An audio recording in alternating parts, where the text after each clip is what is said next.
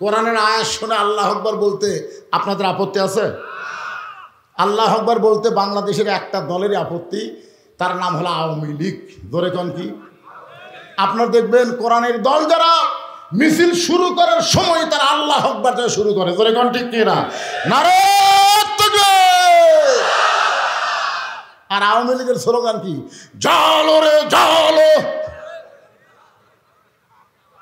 প্রথম স্লোগান হচ্ছে জালো রে জালো, আর শেষকার স্লোগান হলো জয় বাংলা।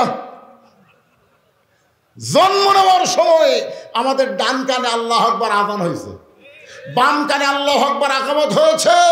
মরে যাওয়ার পরে আমাদের লাশটা সামনে নিয়ে জানাজায় বলা হবে আল্লাহ আকবার। ধরে কোন ঠিক কি না? তা আমরা কি আল্লাহ আকবরের বিরুদ্ধে না পক্ষে? কারা কারা আল্লাহ আকবরের পক্ষে? দুই হাত তুলে লিল্লাহে তাকবীর। এই বাংলাদেশে মিননের দল, ইনুর দল, এরা হলো নাস্তিক দল। জোরে কোন কথা ঠিক কিনা?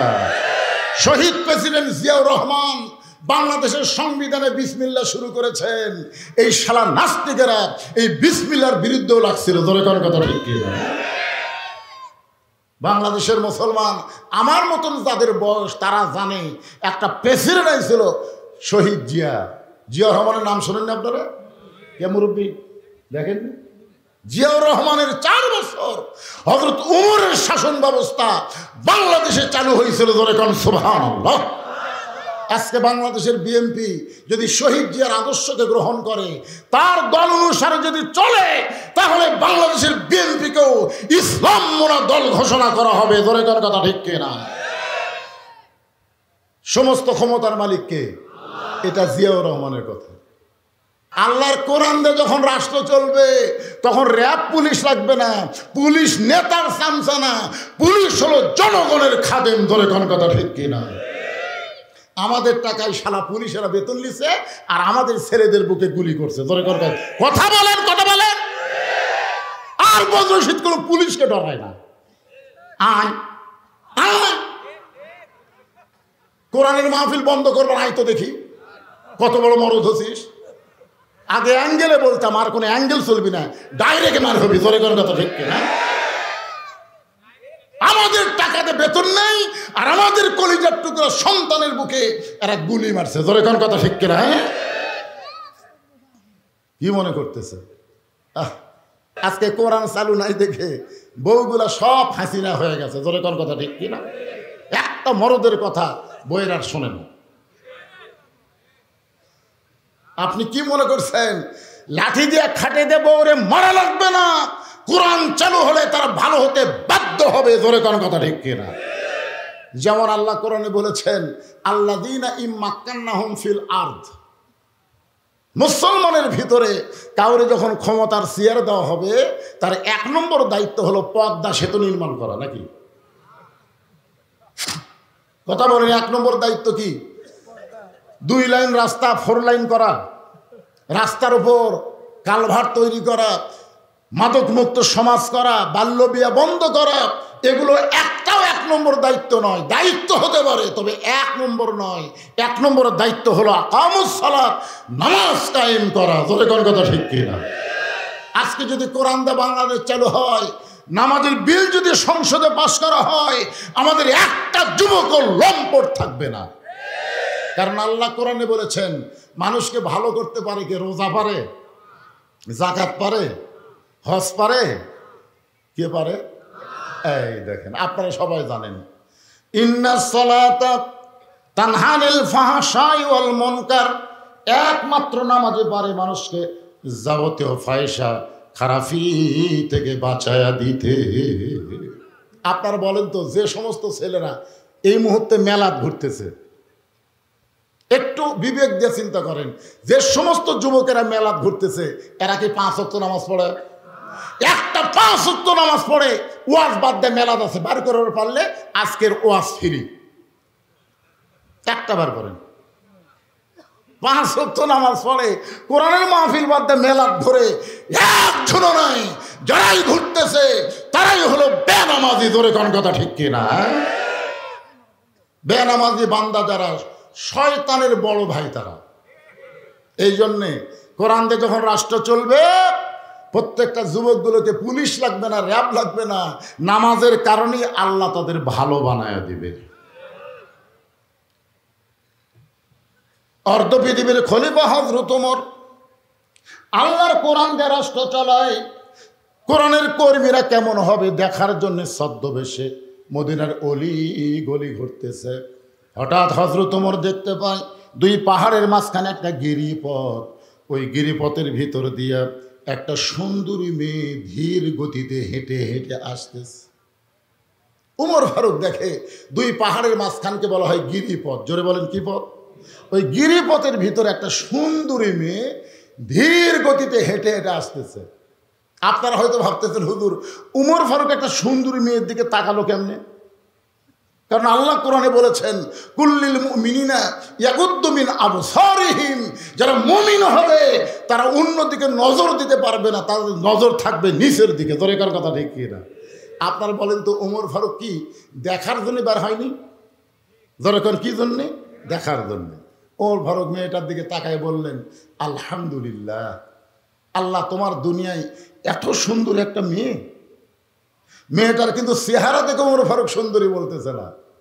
কোরআন দিয়ে যখন বাংলাদেশ চলবে, বেপর্দা নারীরা সুন্দরী হবে না, পর্দানশীল নারীরাই সুন্দরী হবে। ধরে কোন কথা ঠিক কি না?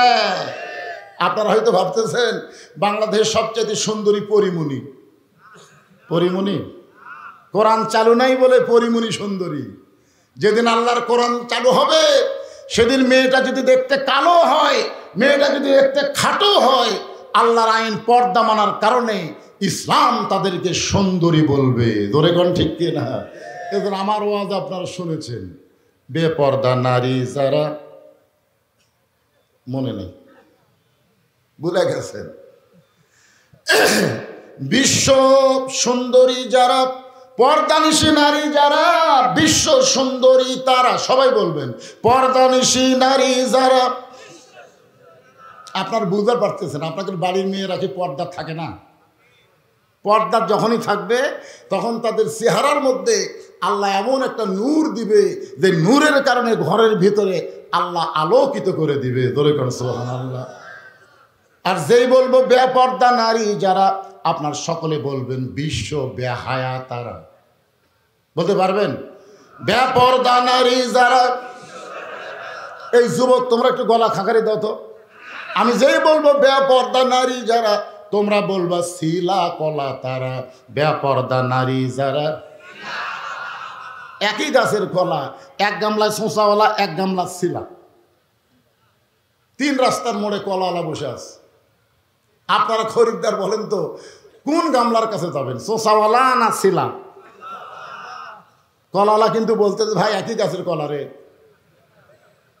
তো শিলা খাইলে নিলে অসুবিধা কি? তখন বলে, ভাই শিলা কলা আমি টাকা দিয়ে কিনি না।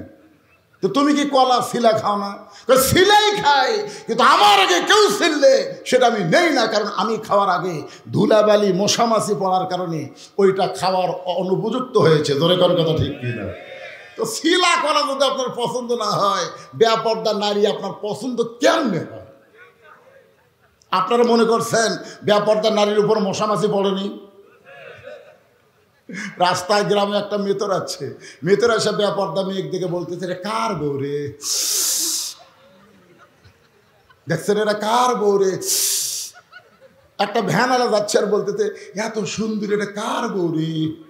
একটা ফকির ভিক্ষা করে ওর যাচ্ছে আর বলতেছে, ওরে বাবা রে। তার মানে মেতর, ভ্যানালা, ফকির সবাই দেখতেছে, একটা করে ঢুকি চিনি মারতেছে। এই মেতর, ফকির আর ভ্যানালা যখন রাত্রে শোষে, ওই বেপর্দা নারী স্বপ্নে ওর কাছে গেছে। বেপর্দা নারী যারা সকলের বউ তারা, যারাই দেখবে তাদের সাথে স্বপ্নদোষ হবার সম্ভাবনা আছে। জোরে করে আছে, কথা কন না।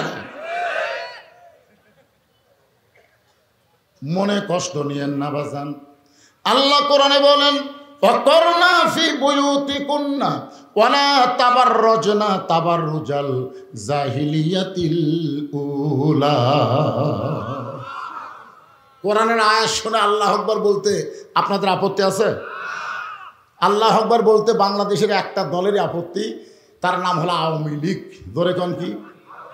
আপনার দেখবেন কোরআনের দল যারা মিছিল শুরু করার সময় তারা আল্লাহ আকবার শুরু করে। ধরে কোন ঠিক কিনা? নারে তাকবীর। আর আওয়ামী লীগের স্লোগান কি? জালো রে জালো। প্রথম স্লোগান হচ্ছে জালো রে জালো, আর শেষকার স্লোগান হলো জয় বাংলা। জন্ম নেওয়ার সময় আমাদের ডান কানে আল্লাহ আকবার আযান হয়েছে, বাম কানে আল্লাহ আকবার আকামত হয়েছে। মরে যাওয়ার পরে আমাদের লাশটা সামনে নিয়ে জানাজায় বলা হবে আল্লাহ আকবার। ধরে কোন ঠিক কি না? তা আমরা কি আল্লাহ আকবরের বিরুদ্ধে না পক্ষে? কারা কারা আল্লাহ আকবরের পক্ষে? দুই হাত তুলে লিল্লাহি তাকবীর। একটু জিকির করেন লা ইলাহা। যে পোকা পড়ে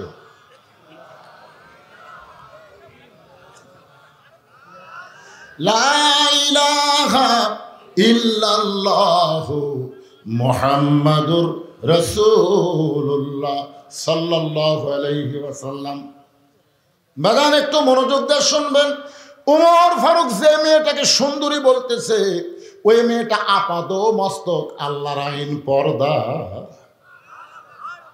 মেয়েটার নিকটে গিয়ে বলতেছেন, মা এই নির্জন পথে তুমি একা একা চলতেছ, তোমার সামনেও কোনো মানুষ নাই, পিছনেও কোনো মানুষ নাই, তোমার অন্তরে কি ভয় ডর লাগতেছে না? মেয়েটা বলে, পথিক তুমি কি হযরত উমরকে চেনো? মেয়েটা কাকে বলতেছে? হযরত উমরকে লক্ষ্য করে বলে, পথিক তুমি কি হযরত উমরকে চেনো? যদি হযরত উমরকে চিনতা তাহলে এরকম বেয়াসাইদা কথা বলতা না। ওমর ফারুক বলতেছে, মা কি বেয়াসাইদা? মেয়েটা বলে, পথিক আল্লাহর কোরআন দিয়ে যখন রাষ্ট্র চলবে তখন পৃথিবীর এক প্রান্ত থেকে আরেকটা প্রান্ত পর্যন্ত একটা মহিলা যাবে, ওই মহিলার কলিজায় কেবলমাত্র ভয় থাকবে কার? আর আমাদের বাংলাদেশে একটা বুড়ি পর্যন্ত ধর্ষণ হয়েছে, আবার 8 বছরের ছোট্ট বাচ্চাও পর্যন্ত ধর্ষিত হয়েছে। ধরে কোন কথা ঠিক কিনা? হায় হায় রে, যতই আইন করেন কোন আইন দিয়া বাংলাদেশের নারীদের ধর্ষণ বন্ধ করা যাবে? যত আইন করেন অ্যাসিড মারা বন্ধ হবে না, হবে না। কারণ ঘরের মধ্যে শুটকি যদি আপনি রাখেন, বিড়ালকে কি দাওয়াত দেওয়া লাগে? লাগে? বিড়ালের কিন্তু নাক আছে ভাই, নাক টানতে টানতে ঘরের মধ্যে যায়, দেখে দরজা খোলা, খাটের তলে পাতিলের উপর ঢাকনা নাই, পাতিল ভরা শুটকি মাছ। আপনার বলেন তো বিড়াল কি বিসমিল্লাহ বলার টাইম পাবি? কারণ বিড়াল জানে মালিকের শুটকি খাওয়া হলো চুরি করে খাওয়া।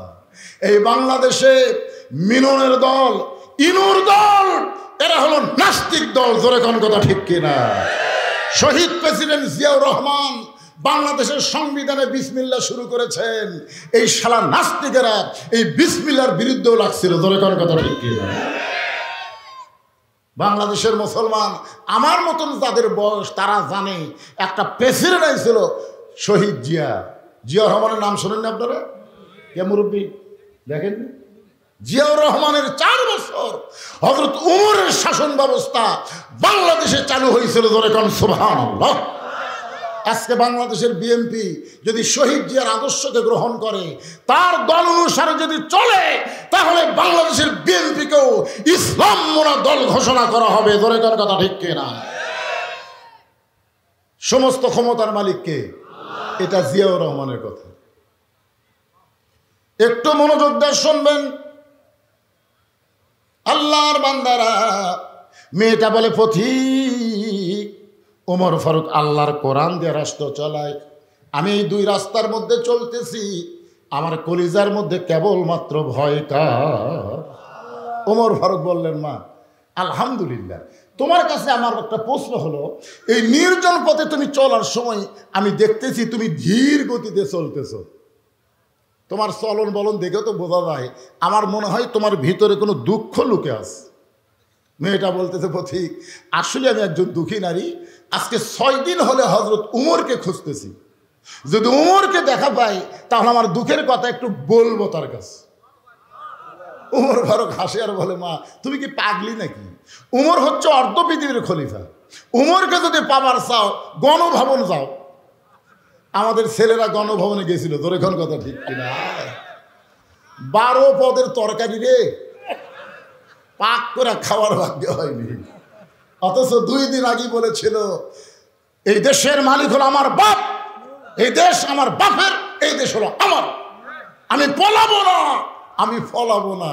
মাত্র 2 দিন আগে বলেছিল, তোর এখন কথা ঠিক কিনা? তো ইজ্জমান তাশা তো জিল্লুমান তাশা বিয়াদিকাল খাইর ইন্নাকা আলা কুল্লি শাইইন কদির। সমস্ত ক্ষমতার মালিককে। আরো জোরে বলেন মালিককে। একটু মনোযোগ দিয়ে শুনবেন। ওমর ফারুক বললেন, মা তুমি যদি ওমরকে পাবার চাও তাহলে বঙ্গভবনে যাও, সংসদ ভবনে যাও। এই 2 পাহাড়ের মাঝখানে ওমরকে খুঁজতেছো, ওমরকে উট দুম্বা নাকি? মেয়েটা বলে, পথিক আল্লাহর কোরআন দিয়ে যখন রাষ্ট্র চলবে তখন নেতা খোঁজা লাগবে না, নেতারাই দুঃখী মানুষকে খুঁজে বেড়াবে। আমি 6 দিন হলে খুঁজতেছি, আমার ইমান বলতেছে আর 1-8 দিনের ভিতরেই উমরকে পাওয়া যাবে। যদি আর 1 দিনের মধ্যে উমরকে না পাই তাহলে আমি আসল জায়গার বিচার দেব। দুনিয়ার কোনো জজ কোর্ট না, হাইকোর্ট না, সুপ্রিম কোর্ট না, বিচার দিব কার কাছে? আরো জোরে বলেন। 15.5 বছর বাংলাদেশের নির্যাতিত মুসলমান হাইকোর্ট সুপ্রিম কোর্টে কোনো বিচার পায়নি, কারণ হাসিনার দালালেরা বিচারপতি হয়েছিল। তোর কোন কথা ঠিক কিনা? সবাই বিচার দিয়েছে কার কাছে? আল্লাহ আল্লাহ। আপনি জানেন সাইদে হুজুরকে 13 বছর জেলখানায় রেখে ভালো মানুষকে হাসপাতালে নিয়ে গিয়ে হত্যা করলো। এই জন্য বাংলাদেশে একটা গান বের হয়েছে, আল্লামা সাইদি তুমি মরনি, শহীদ হয়েছ আমরা এটাই জানি। আপনারা বলেন তো, মারা গেলে তাকে কোনোদিন শহীদ বলা হয়? মেরে ফেলে দেওয়া হয়েছে। আপনারা বলেন, তাকে যখন স্লো পয়জন ইনজেকশন করলো তার বিচার তখন কার কাছে? আরো জোরে বলেন। অনেক আলেমদেরকে আয়না ঘরের মধ্যে বন্দি রেখে নির্যাতন করা হয়েছে। তারা দেখছে বাংলাদেশের কোনো কোর্টে বিচার দিলে হবে না, আসল জায়গায় বিচার দেওয়া লাগবে। জোরে কোন কথা ঠিক? আপনারা আসল জায়গা বুঝলেন? আমার জিনিস, আমার দল ক্ষমতা আছে, আগামীকাল 10টায় তো সাইজ করবো রে, এমন কথা বলেছে। আমার চিনিস, আমার দল ক্ষমতা আছে। আপনারা বলেন তো ক্ষমতাত কে আছে? কথা কয় না, ক্ষমতাত কে আছে? কিন্তু আওয়ামী লীগের স্যামসার এতদিন কি বলছে? আমাকে চিনিস, আমাকে বলেছে হুজুর মুখ সামলে ওয়াজ করবেন। একটাই মাত্র বক্তা আমি ছিলাম, প্রত্যেকটা মাহফিল আমি ডাইরেক্ট হক কথা বলবার না পারলো অ্যাঙ্গেলে বলেছি। আপনারা বুঝবার পারছেন? তোর কোন কথা ঠিক কিনা? আমার হক কথা কিন্তু বন্ধ হয়নি। একসময় মহাদেবপুর আমার ওয়াজ বন্ধ করে দেওয়া হয়েছিল। এই শালা সলিম, জোরে বলেন নাম কি? এই শালা সলিম আমার ওয়াজ বন্ধ করে দিল। আপনারা আমার ওয়াজ শুনবেন পাগল, কিন্তু আমাকে ঢুকতে দেওয়া হবে না। আপনাদের মনে নাই? জোরে বলেন মনে নাই? একটু চিন্তা করেন, বিচার কার কাছে? আগামীকাল সকাল 10টায় তো সাইজ করবো রে। ওই এখন বাড়ির যে রাত্রেবেলা কাঁদতেছে, বউ বলে কান্দেন কেন? বলে সকাল 10টায় আমাকে সাইজ করবি। বউ মুসকে মুসকে হাসে আর কয়, সকাল 10টায় সাইজ করবি আর এখনই কান্দেন? এই দেশে কি বিচার নাই? আপনি সিআর লোক বিচার দেন যে আপনাকে সাইজ করবার চাষর বিচার করবে। স্বামী আরো মুসকে মুসকে হাসে। বউকে হাসেন কেন? এখনই কানলেন আবার হাসতেছেন কেন? বলে তোর কথা শুনে, তুই যে বললি দেশে কোনো বিচার নাই। 6 বছর ন্যাংরামের চাষ করছে, জ্যৈষ্ঠ মাসে দেখতে গেছে আম পাকছে কিনা।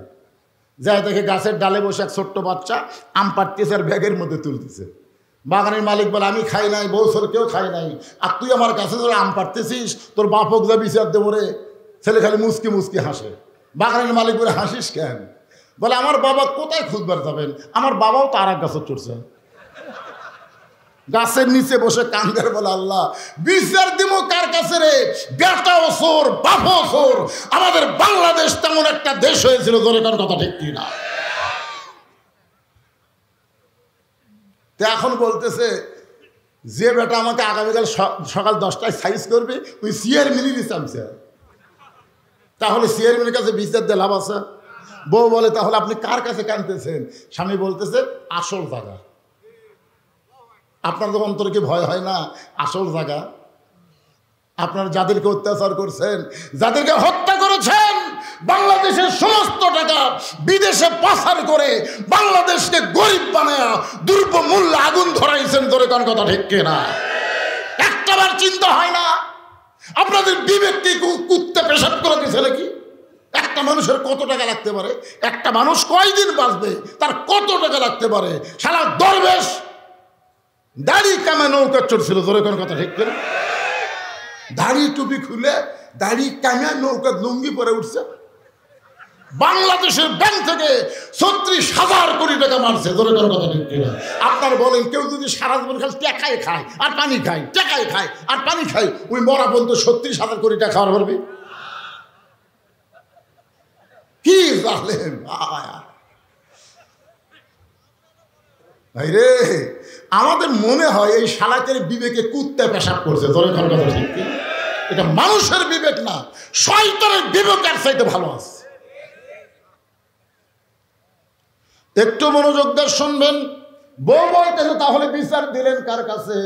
স্বামী বলতেছে যার কেউ নাই তারা আল্লাহ আছে। বর্তমান স্বৈরাচারী সময় আসল জায়গায় বিচার দেখি আল্লাহ কি করে। কি কন? দেখার দরকার আছে না নাই? আপনারা কি দেখবার পাননি? যখন পান নাই, কি দেখলেন? 5 আগস্টে দুপুর 12টা পর্যন্ত আমরা দেখছি ঢাকার কোনো মানুষ নাই, কারফিউ চলতেছে দুপুর 12টা পর্যন্ত। এই সারা পলক মোবাইল নেটওয়ার্ক কাটে নিল, ভিপিএন দিয়ে আমরা দেখা শুরু করলাম। দেখা যায় না, দেখা যায় না। একটার সময় ঢাকার কোনো মানুষ নাই, শুনছো না। আমার মনে হলো হাসিনা যদি এইবার জিতে যায়, আগামীকাল থেকে আমার ওয়াজ বন্ধ হয়ে যাবে, জোরে কোন কথা ঠিক কিনা? আমি জায়নামাজে বসলাম, কোরআন শরীফ তেলাওয়াত শুরু করলাম, সূরা মুলুক কয়েকবার পড়ে আবার মোবাইল চালু করে দেখি ভাই আয় হায় হায় হায়, যেদিকে তাকাই সেই দিকে মানুষ। 1 ঘন্টার মধ্যে গোটা ঢাকা ভরে গেল। আমি তখন সূরা ফিল তেলাওয়াত করলাম, তায়রান আবাবিল তারমিহিম বিহিজারাতিন মিন সিজ্জিল ফাজআলাহুম কাসফিম মাকুল। জোরে বলেন আল্লাহু আকবার। যাদের হাতে কোনো অস্ত্র নাই, সমস্ত অস্ত্র আর্মি পুলিশের হাতে, জোরে কোন কথা ঠিক কিনা? বিনা অস্ত্রে হাসিনাকে বললো 45 মিনিট টাইম। 45 মিনিটের মধ্যে যদি পলাবার পারেন পলান, না পারলে কিন্তু চাপিয়ে খাবি। জোরে কোন কি করে খাবি? হায় হায়। এরপরে বুঝতেছেন না বিচার কার কাছে? কথা বলেন। বিচার আল্লাহর কাছে দিয়া। আল্লাহ বলেছেন ধৈর্য ধরো, আলা নাবলুওয়ান্নাকুম বিশাইই ওয়ানাকসিম মিনাল আমওয়ালি ওয়াল আনফুসি ওয়াস সামারাতি ওয়াবাশশিরিস সাবিরিন।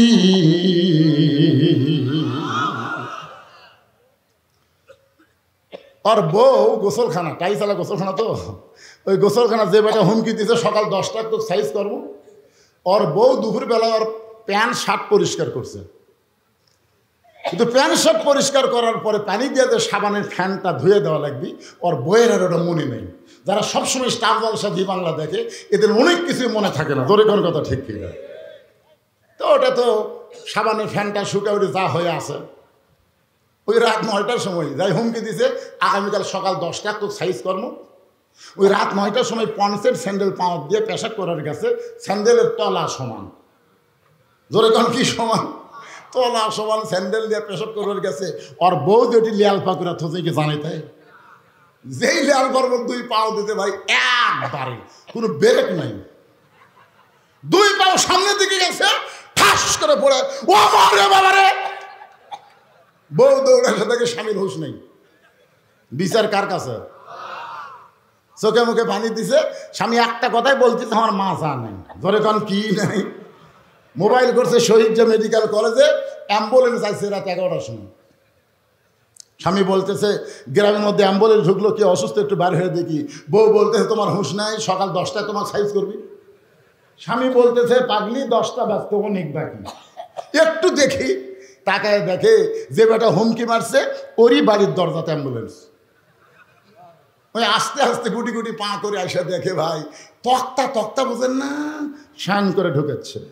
ওই জানলার যা বলে, ভাই খবর কি রে, সকাল 10টা বাজতে অনেক বাকি, এখনো 41 সাল অনেক বাকি। এ দেখ মাথা ভাঙ্গা, দুইজন ধরে টেজর তুলে দেয়, উত্তর পারে না, 1 লাখ টেজের মাইক পায়, খেলা হবে খেলা হবে।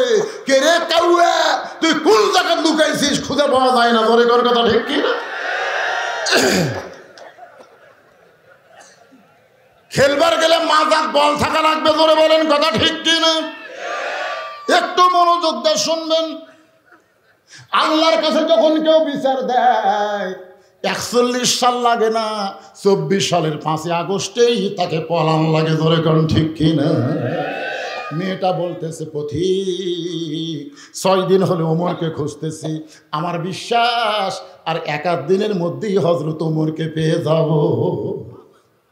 যদি না পাই তাহলে কথা হয় না। সঙ্গে সঙ্গে ওমর ফারুক বললেন, মা আসল জায়গায় বিচার দেওয়া লাগবে না, আমি হলাম হযরত ওমর। মেয়েটা বলতেছে আপনি যদি হযরত ওমর হন তাহলে আপনার চামচা একা একা ঘুরতেছেন চোরের মতন, আপনার কি চামচা নেই? ওমর ফারুক চোখের পানি বের করে বলতেছেন, ইন্নামাল মুমিনুনা আল্লাযীনা ইযা যুকিরাল্লাহু ওয়াজিলাত কুলুবুহুম ওয়া ইযা তুলিয়াত আলাইহিম আয়াতুহু জাদাতুহুম ঈমানাও ওয়া আলা রাব্বিহিম ইয়াতাওয়াক্কালুন। আল্লাহর কোরআন দিয়ে যখন রাষ্ট্র চলবে তখন র্যাব পুলিশ লাগবে না, পুলিশ নেতার চামচা না, পুলিশ হলো জনগণের খাদেম। ধরে কোন কথা ঠিক কিনা? আমাদের টাকায় শালা পুলিশেরা বেতন নিচ্ছে আর আমাদের ছেলেদের বুকে গুলি করছে। ধরে কোন কথা বলেন, কথা বলেন। আর বজ্রশীত কোনো পুলিশকে ডরায় না। আয় আয়, কোরআনের মাহফিল বন্ধ করবার আয় তো দেখি কত বড় মরদ হচ্ছিস। আগে অ্যাঙ্গেলে বলতাম, আর কোনো অ্যাঙ্গেল চলবি না, ডাইরেক্ট মার হবি। ধরে কোন কথা ঠিক কিনা? আমাদের টাকাতে বেতন নেই আর আমাদের কলিজার টুকরা সন্তানের বুকে এরা গুলি মারছে। ধরে কোন কথা ঠিক কিনা? কি মনে করতেছে? ওমর ফারুক বললেন, মা মারে, আল্লাহর কোরআন দিয়ে যখন রাষ্ট্র চলে তখন চামচা লাগে না মা, র্যাব লাগে না, বডিগার্ড লাগে না, স্বয়ং আল্লাহ তাআলা ওয়া আলা রাব্বিহিম ইয়াতাওয়াক্কালুন, কেবলমাত্র তারা ভরসা করে কার উপর? এখন তোমার কাছে আমি জানতে চাই, এই পিছনে ওটাকার কি কিসের জটলা হচ্ছে পিছনে? যদি কারো মন বসবার না চায় আপনি সাইড মারেন, সাইড মারেন। ও শুনবেন না, ও কথা ঘুরবেন কেন? শুধুমাত্র মাহফিলের ভলেন্টিয়ার ছাড়া কেউ দাঁড়ায় থাকবে না। ভালো না লাগলে চলে যান। আল্লাহ কোরআনে বলেছেন, ওয়াকাল্লাযীনা কাফারু লা তাসমাউ লিহাযাল কুরআন, কাফেরের বাচ্চা যারা, তাদের কাছে আল্লাহর কোরআনের হক কথা ভালো লাগবে না। জোরে কোন কথা ঠিক কিনা? হ্যাঁ, অযথা ঘুরবেন কেন? মন চাইলে বসেন, না বসলে চলে যাবেন। জড়ো হওয়া চলবে না, কোনো জায়গায় 2-3জন খাড়া হবেন, এটা চলবে না। একটু জিকির করেন, লা ইলাহা ইল্লাল্লাহ।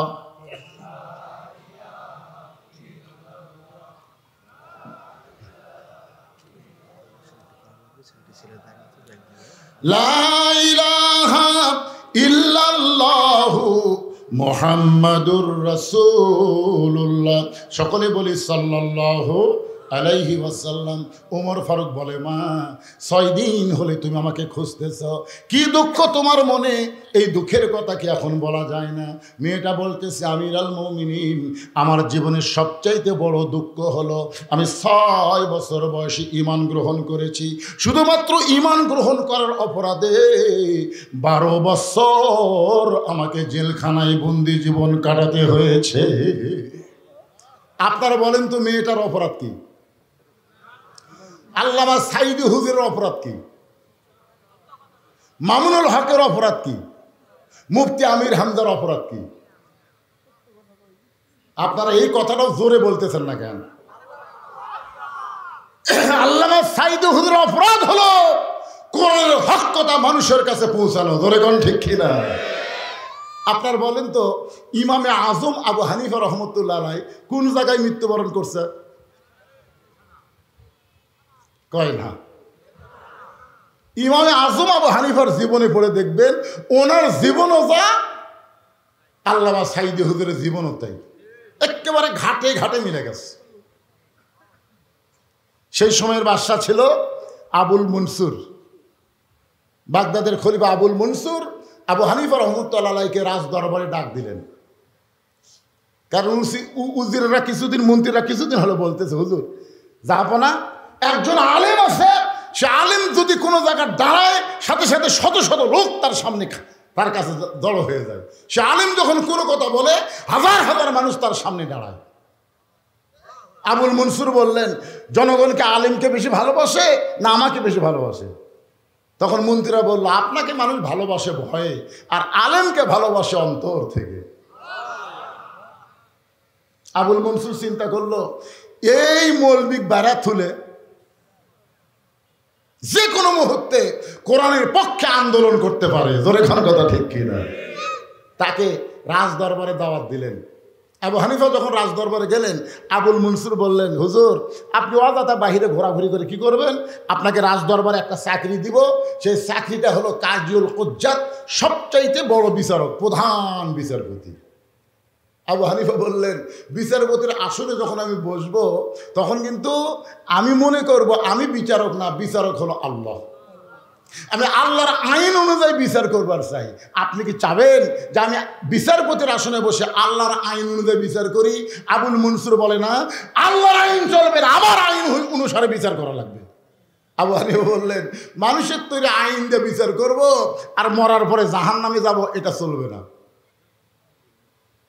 শুধুমাত্র চলবে না বলার কারণেই তাকে জেলে বন্ধ করলো। আল্লামা সাইদি হুজুরকে ধর্মমন্ত্রীর পদ দেবার চাইছিল। জোরে কোন কথা ঠিক কিনা? আল্লাহ মামুনুল হক জেলখানা থেকে বাইরে সেই কথাগুলো সব প্রকাশ করে দিছে। কারণ তার সঙ্গে তার কিছুদিন একই জায়গায় থাকার সৌভাগ্য হয়েছিল। তিনি যশোরের মাহফিলে বললেন, আল্লামা সাইদি হুজুরকে বড় বড় পদ দিবার চাইছিল, কিন্তু পদগুলো না নিয়ে তিনি কারাবরণকে পছন্দ করলেন। কোনো অপরাধ নাই, অপরাধ একটাই, কোরআনের হক কথা বলা। মেয়েটা বলতেছে, আমার জীবনের সবচাইতে বড় অপরাধ হলো 6 বছর বয়সে ঈমান গ্রহণ করছি। শুধু ঈমান গ্রহণ করা অপরাধে 12 বছর আমাকে জেলখানায় বন্দি জীবন কাটাতে হয়েছে।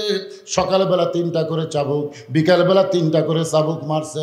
আমার দেহের এমন কোনো জায়গা নাই যে জায়গায় চাবুকের আঘাত লাগে নাই। ইয়া আমিরুল মুমিনিন, আপনি যখন রোম পারস্য দখল করলেন, আমি যেই দেশের জেলখানায় বন্দি ছিলাম ওই দেশটা হলো রোম দেশ।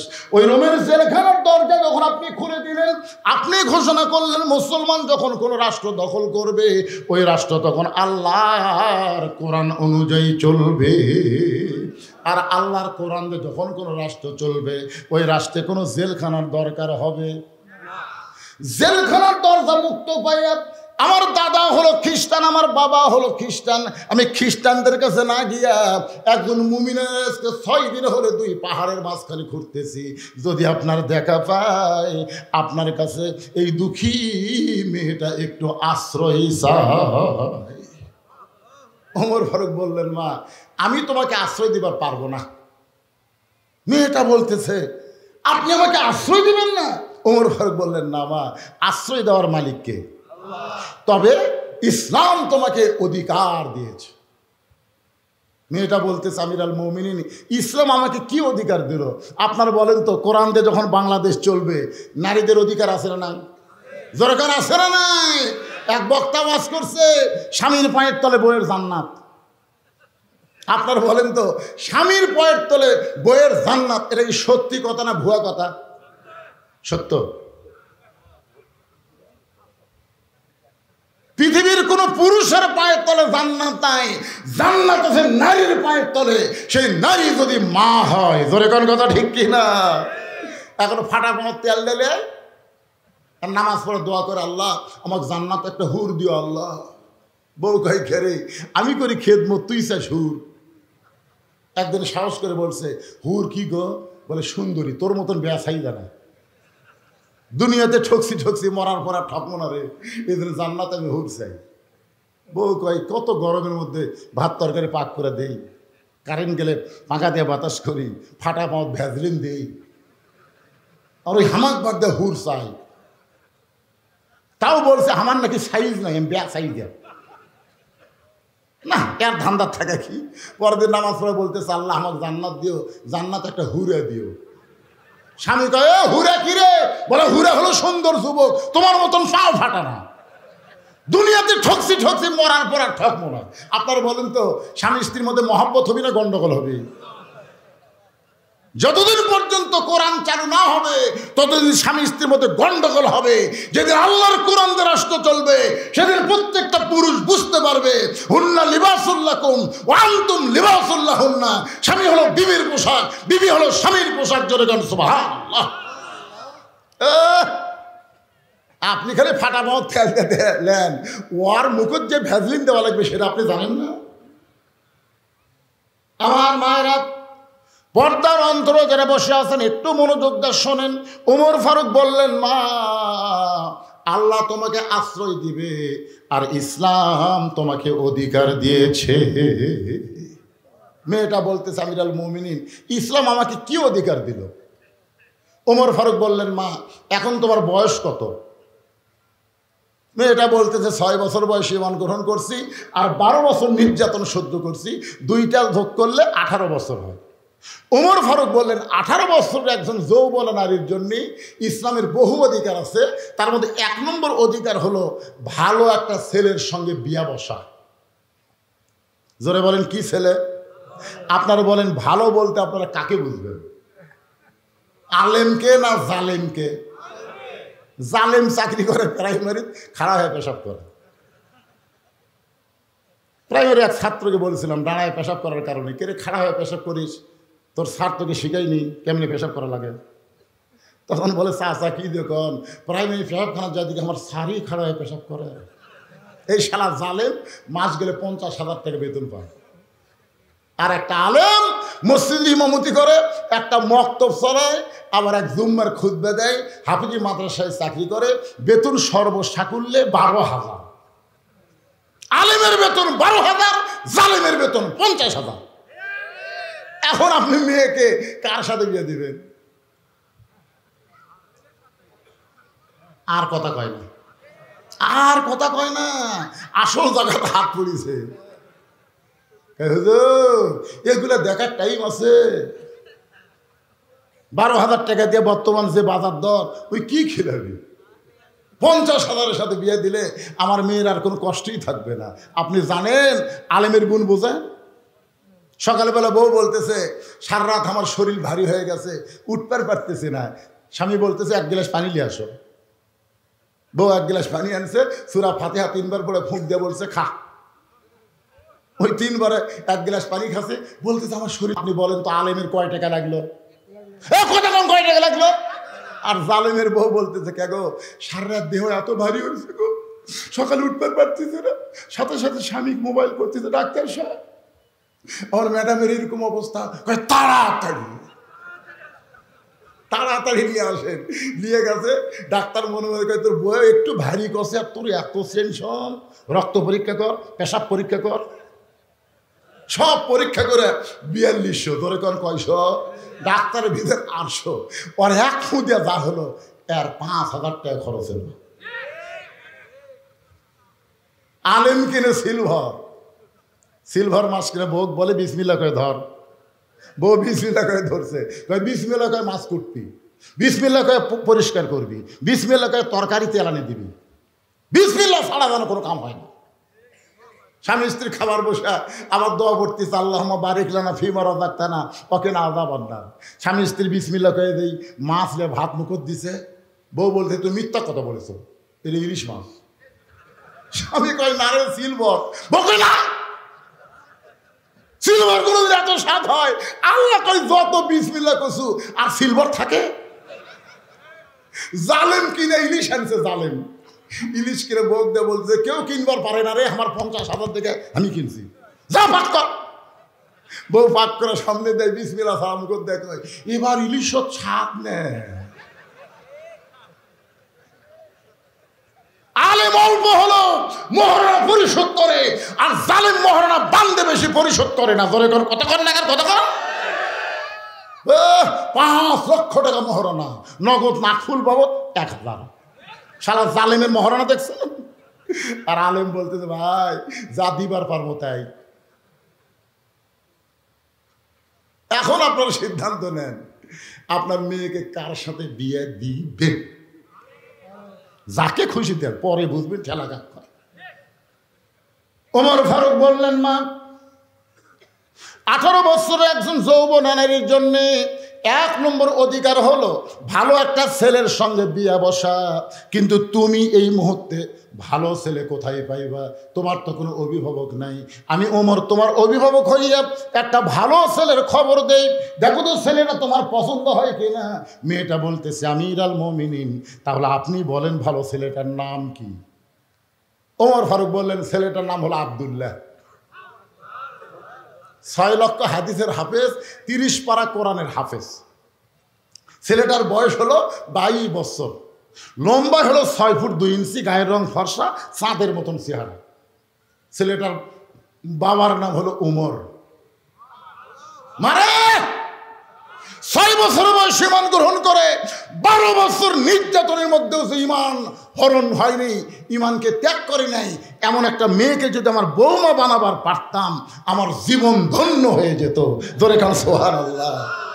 এখন আপনার বেটাকে কেমন বিয়ে করাবেন? কি আমার ছেলের বউ মাস্টারি করে, তুই বুড়ে একদিন খোঁজলা দেখতো খালি মাস্টারি করে না অন্য স্যারের সাথে ওভার ডিউটি মারে, খোঁজলা দেখ। মনে কষ্ট নিচ্ছেন? ইল্লা ব্যতিক্রম আছে, ব্যতিক্রম আছে, কিন্তু অধিকাংশই ওভার ডিউটি করতেছে। একটু মনোযোগ দিয়ে শুনবেন। ওমর ফারুক বললেন মা, তোমার মতন একজন মেয়ে যদি আমার বৌমা হতো তাহলে আমার বাড়িটা রোশনাই হতো। ছেলের বউকে আপনারা কি কন? বৌমা। জোরে কন কি মা? আরো জোরে, জোরসে বলুন। আচ্ছা আপনি বেটা আছেন, বিয়ে করেছেন, বেটার বউ ভালো, আপনারা বলতেছেন বৌমা মুরব্বী কথা কয় না। আমি তখনই বুঝবার পারছি বাজার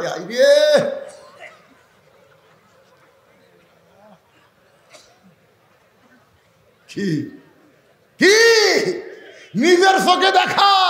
আমার শ্বশুরকে আমার বউ 7 তরকারিতে ভাত দেয়। আমার শ্বশুর সোমবারে আসবে, শনিবার থেকে আমার বউ আমার কান গরম করে। আমার বাপ কিন্তু ট্যাংরা মাছ খায়, পাতাশি খায়, আমার বাপ দেশি মুরগি খায়, আমার বাপ গরুর কলজা খায়। আমি সবগুলো এনে দিছি, ওই সব পাক করে আমার শ্বশুরের সামনে তুলে ধরছে। শ্বশুর লিভার চায় না, জোর করে দেয়। শ্বশুর কয় এই জন্যই তো তোর বাড়ি থামে আসি না, মানুষ এত খাওয়ার পরে। মেয়ে খালি কয় আরে 1 টুকরা খান আব্বা। আমার কলজা ভরে গেল। মেয়ে তার বাপকে এত ভালোবাসে, কিন্তু আমার কলজা আগুন ধরলো যখন আমার বাপ। আমি তাকাই দেখি আমার বাপ খালি বিস্কুট খায়, আর কিছুক্ষণ পর এই লোক এই দিকে ঝুঁকে। আমি বললাম বিস্কুট খায়, লোক দেখ খিলাল করে, কারণ কি? আমি কাছে গিয়ে বললাম আসসালাম আব্বা কেমন? তুই কি ভালো বিস্কুট চোখে দেখিস না? যতবার আমি আসি তোর বউ কি বিস্কুট দেয় রে, দাঁতের সাথে লেখা যায়। আমি একটা বিস্কুট নিয়ে মুখে দিয়ে দেখি বিস্কুটটার ড্যাম।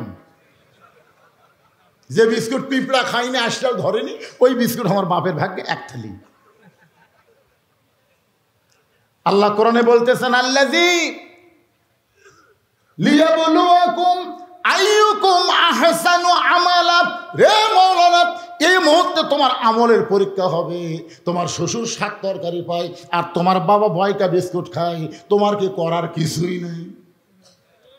লিয়াবলুয়াকুম আইয়ুকুম আহসানু আমালা, তোমার আমলের পরীক্ষা হবে। হুজুর কি করবা হুজুর? আমি তখন আল্লাহর কোরআনকে সামনে নিয়ে আস্তে আস্তে ঘরের মধ্যে গেলাম। ঘরের মধ্যে যায় কুকিলের মতন আমার বউ আস্তে আস্তে আমার ঘরের কাছে এসে বলতেছে, বাবা বসে বিস্কুট খাচ্ছে, দেখছেন ঢাক কি বাবা। আর বাবা কয় আব্বা, আর আমারটা কয় বাবা। বাবা বসে বিস্কুট খাচ্ছে আর আপনি কুকিলের মতন, আপনার শরম নেই। আমি কোনো শরম কেমনে? বাপের সামনে তো ডাকা যায়। তুই জানিস না আমি বসন্তের কুকি? আয়। বউ মনে করছে হয়তো কিছু আমার গিফট দিবি। ও বাবারে, যেই ঘরত গেছে আস্তে করে সিটকি লাগাই দিছি। বাবা কয় এই বসবেন, বউকে ঘরত তুলে সিটকি লাগালে কেন? আমি বললাম বাবা একটু আমল করা লাগবে বাজান, আপনি কিছু মনে করেন না বাবা, আমি একটু আমল করবো। আমল টুটি ধরে বললাম, কে রে তুই যদি সকালে মরিস আমি বিকালে বিয়ে করবো। তুই কি মনে করছো বুড়া হয়েছে দেখে বইয়ের অভাব করছে? এখনো বাংলাদেশে হাজার হাজার মেয়ে আমার ভক্ত আছে, সকালে মরবো বিকালে বিয়ে করবো। তো সকালে তালাক দিলে রাত 10টার মধ্যে 2টা বউলে ঘর ঢোকো। কিন্তু আমার ওই বাপ যদি একবার মরে যায় কিয়ামত পর্যন্ত কানলে আমার বাপ পাবো না রে। তুই সে বাপের সামনে ব্যস্ত বিস্কুট দেশ, তোর বাপকে আমি 7 তরকারি কিনে দেই, তুই ভাত খাওয়াস। আর বউ খপ করে আমার পাও ধরে বলতেছে, আজ থেকে তোমার বাবু তো আমার বাবু, তো তোমার বাবু দাও। আমি আর কিছুই করলাম না, সিটকে খুলে দিলাম। খুলে দিকে আমার বাপ নাই। শরম লাগছে, যেটা কি হুজুর রে, বউ ঘরের মধ্যে সিটকি দেয়, হুজুর আসা। আমি বার হয়ে দিকে আব্বা নাই, না থাকুক কাম হচ্ছে কি হয়নি। যতদিন আমার আব্বা জীবিত ছিল বারবার আমাকে বলেছে, বাজান ঘরের সিটকি তুলে যে কি আমল করছিস রে, ওই আমল করার পর তোর বউ আমার বৌমা হয়ে গেছে রে, তোর বউ আমার বৌমা। বৌমা যদি বানাবার চান প্রত্যেকটা স্বামীকে তার বউয়ের উপরে এমন আমল করা দরকার আছে। ধরে করে কথা ঠিক কি না? বৌমা ঘিরে হাসেন কে বাজান? প্রত্যেকটা ঘরের মধ্যে দেখবেন এমন বৌমা তৈরি হচ্ছে, ওর বাপের বাড়ি সব পছন্দ করে, স্বামীর বাড়ির কাউরে পছন্দ করে না। দেখতেন আর গ্রামের যদি একটা ফকির আসে, বউ কবি এটা আমার চাচা হয়। আর শ্বশুরের ভাই যদি ডাকে, আপনাকে তো আমি চিনি না। ওই তো চাচা শ্বশুরকে চিনিস না, তুই ফকিরও চাচা বানাস। আমার মায়েরা যারা পর্দার অন্তর আছেন শোনেন, ওমর ফারুক বললেন, মা আমি তোমাকে বৌমা বানায়া আমার বাড়িতেই তোমাকে অধিকার দিবার চাই। সঙ্গে সঙ্গে মেয়েটা ফোঁপায় ফোঁপায় কাঁদতেছে। ওমর ফারুক বললেন, মা আমার আব্দুল্লাহকে তোমার পছন্দ হয় না, তুমি এমন করে কেন কাঁদতেছো? মেয়েটা বলতেছে, আমিরুল মুমিনিন আপনি কিন্তু বলেছেন ভালো একটা ছেলের সঙ্গে বিয়ে বসার আমার অধিকার আছে। ওমর ফারুক বললেন, মা আমি যেই ছেলেটার খবর দিলাম এই ছেলের চাইতে ভালো কোনো ছেলে নাই। মেয়েটা বলতেছে, আমি একটা ছেলের নাম বলবো, আপনি দেখবেন তো এই দুইটার মধ্যে কোনটা ভালো। ওমর ফারুক চমকে উঠছে, কে রে, আমার আব্দুল্লাহর চাইতে ভালো ছেলে দুনিয়াতে কে আছে? সঙ্গে সঙ্গে মেয়েটা বলল, ছেলেটার নাম হলো হোসাইন, বাবার নাম হলো আলী, মায়ের নাম হলো ফাতেমা, আর নানার নাম হলো মুহাম্মাদুর রাসূলুল্লাহ। সঙ্গে সঙ্গে ওমর ফারুক বসে পড়ছে, বসে মাটি হাত দিয়ে বলতেছে, মা এমন একটা ছেলের নাম তুমি কইলা, আমার আব্দুল্লাহ ভিতরে থাকাতে ওর কথা আমার মনেই নাই। মেয়েটা বলতেছে, এখন আপনি বলেন এই দুইটার মধ্যে কোনটা ভালো, আব্দুল্লাহ ভালো না হোসাইন ভালো? ওমর ফারুকের মনে পড়ে গেল জোহরের নামাজ। কোন নামাজ? আল্লাহ রাসূল প্রথম রাকাতের শেষ দাজ্জা 3বার সুবহান রাব্বিল আলা বলে সেজদা থেকে মাথা তুলছে, পরে যেই মাত্র সেজদা দিছে আর সেজদা থেকে মাথা ওঠে না। প্রত্যেকটা সাহাবী 100 বার সুবহান রাব্বিল আলা কয়, কিন্তু নবী সেজদা থেকে মাথা তোলে না। উমরের চিন্তা হলো, কে রে, নবী কি সেজদাতে অসুস্থ হলো নাকি? মাথা তুলবার চায়, কিন্তু আতিউল্লাহ ও আতিউর রাসূলের কারণে মাথা তুলবার পারে না। অনেক সময় পরে নবী সেজদা থেকে মাথা তুললেন, 2 রাকাত 3 রাকাত 4 রাকাত নামাজ পড়ে নবী যখন সালাম ফেরালেন, ওমর ফারুক বলে, ইয়া রাসূলুল্লাহ, আমার বেয়াদবি নেবেন না।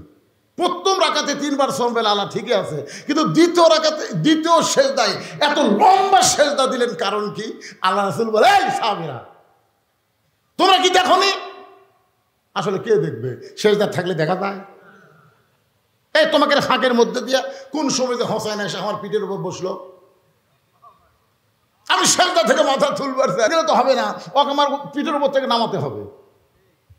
আমি সেজদা থেকে হোসেনকে যখন পিঠ থেকে নামাবার চাই, নামাজের মালিক আল্লাহ বলে, হাবিব, যতক্ষণ হোসেন আপনার পিঠে বসে থাকবে আপনি হোসেনকে নামাবেন না।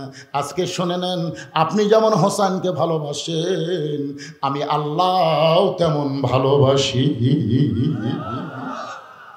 আপনারা বলেন তো, আল্লাহ হোসেনকে ভালোবাসার কারণ কি? আপনি জানেন, যেদিন কারবালার প্রান্তে হোসেন 72 জনকে রওনা দিল, সেদিন উমর ফারুকের ছেলে আব্দুল্লাহ হোসেনের কাছে গিয়ে বলল, হোসেন ভাই, খামাখা গোয়ার কি করে কি হবে? এই সামান্য কয়জন নিয়ে যাচ্ছ, কুফার লোকেরা যদি তোমার সাথে বেঈমানি করে আর ইয়াজিদের লোকেরা তোমাকে যদি হত্যা করে। সঙ্গে সঙ্গে হোসেন বলেন, আব্দুল্লাহ রে, তোর বাবা ইচ্ছা করলে তোকে খলিফা বানাবার পারত, কিন্তু তুই আব্দুল্লাহরে খলিফা না বানায়া ওসমানকে খলিফা হওয়ার সুযোগ কেন দিল? উসমান গনি তার সন্তানকে খলিফা বানাবার পারত, কিন্তু তার সন্তানকে খলিফা না বানায়া আমার বাবাকে খলিফা হওয়ার সুযোগ কেন দিল? এই আব্দুল্লাহ, তুই যা আমারে বলতেছিস, খামাখা গোয়ার কি করতেছি? আমার বাবা দুনিয়া থেকে বিদায় নেওয়ার পরে আমার হাসান ভাইকে খলিফা দিবার পারত, কিন্তু না দিল। আমিরে মুআবিয়া খলিফা হলো, কিন্তু আমিরে মুআবিয়া আবু বকর, উমর, উসমান, আলীর পথ না ধরে নিজের সন্তান ইয়াজিদকে খলিফা বানালো। নবীর ইসলামকে জলাঞ্জলি দেওয়া যাবে না, দরকার হলে জীবন দেব, বাতিলের সঙ্গে হোসেন আপোষ করবে না। বলে কোন ঠিক কিনা? আপোষ করছে? করছে, জীবন দিছে। আল্লাহ হোসেনকে ভালোবাসার কারণ, আমাদের রংপুরের সারা জীবন রংপুরের লোককে আমরা মুফিস করছি। মুফিস, আমার এলাকায় রংপুর কাজ করবার আসলি, এ মুফিস, কিন্তু এখন থেকে কান ধরে তওবা করছি, রংপুরের লোককে আর কোনোদিন মুফিস বলবো না। কারণ রংপুরের আবু সাইদ সর্বপ্রথম বাতিলের বিরুদ্ধে জীবন দিয়েছে। ধরে কোন কথা ঠিক কি? মার মার। আপনার ওই ভিডিও দেখছেন, এর কথা কোন দেখছেন? আপনার বলেন তো, আবু সাইদকে প্রথম যখন গুলি করলো, আবু সাইদ কি মাটিতে বসেছে? দেখছেন? গুলি করার পরে আবার সামনে এসে আবার গুলি করছে, আবার গুলি করছে। এরপর আবু সাইদ কিন্তু পিছন থেকে দৌড় দেয়নি, ওখানে বসেও নি, আবার সামনে যখন দাঁড়ায় থাকে আবার গুলি করছে। তখন এক ভাই দৌড়ে এসে চিন্তা করতেছে, এত গুলি করে তারপরে ছেলেটা মাটিতেও বসে না, চিৎকারও দেয় না, কান্নাকাটিও করে না। এক ভাই দৌড়ে এসে যখন ওর হাতটা ধরছে, তখনই কিন্তু মাটিতে ঝুলে পড়ছে। ধরে কোন কথা ঠিক কি? এই দৃশ্য দেখার পরে বাংলাদেশের প্রত্যেকটা যুবকের রক্তের মধ্যে আগুন ধরে গেছে, রক্তের মধ্যে আগুন ধরে গেছে, যে বাতিলের গুলি ইমানদারের কোনো ক্ষতি করতে পারে না, বরং ইমানের পাওয়ার আরো বাড়ায় দেয়। ধরে কোন কথা ঠিক কি? আপনি কি মনে করছেন আবু সাইদ মরিছে?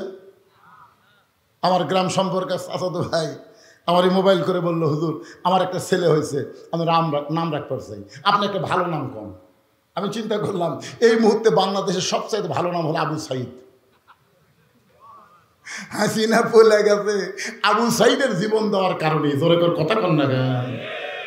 তা আমি আমার এই ভাইরে কইলাম, ভাই একটা ভালো নামের খোঁজ আমার কাছে আছে, তুমি যদি পছন্দ করো রাখতে চাও তাহলে আমি নামটা বলবো। কেন? আপনি হুজুর মানুষ, বলেন। আমি বললাম ছেলেটার নাম রাখো আবু সাইদ। আমার ভাই বলতেছে, আলহামদুলিল্লাহ হুজুর, এ আবু সাইদের কথা মনেই নাই। মনে থাকবি না? হে, এখন তার নাম তো বেটার নাম আবু সাইদ হলে সবসময় মনে থাকবে। জোরে কোন কথা ঠিক? ছেলেটার নাম রাখছে আবু সাইদ। কিছুদিন পরে আমার খালা, ওনার মেয়ের একটা মেয়ে হয়েছে। আমার এই খালা মোবাইল করে বললো, বাদান যত আমরা সন্তানের নাম রাখি তোমার কাছ থেকে শুনি। তো আমার মেয়েটার একটা মেয়ে হয়েছে, আমার নাতনি হয়েছে, নাতনিটার নাম কি রাখবো?